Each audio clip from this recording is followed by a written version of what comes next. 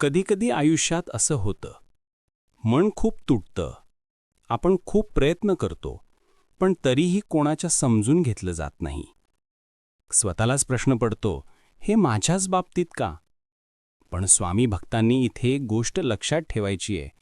जिथे मन तुटतं, तिथे स्वामी नवजीवन सुरू करतात.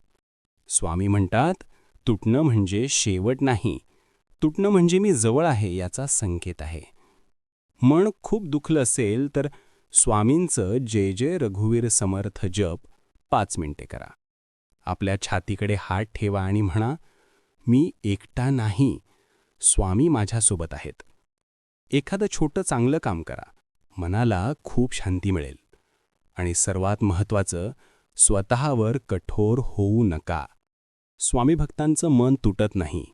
स्वामी ते मन घेऊन नवं अधिक मजबूत हृदय देतात. तुम्ही जिथे थांबला आहात तिथूनच स्वामी तुमचं नवीन पान लिहायला तयार आहेत. फक्त विश्वास सोडू नका.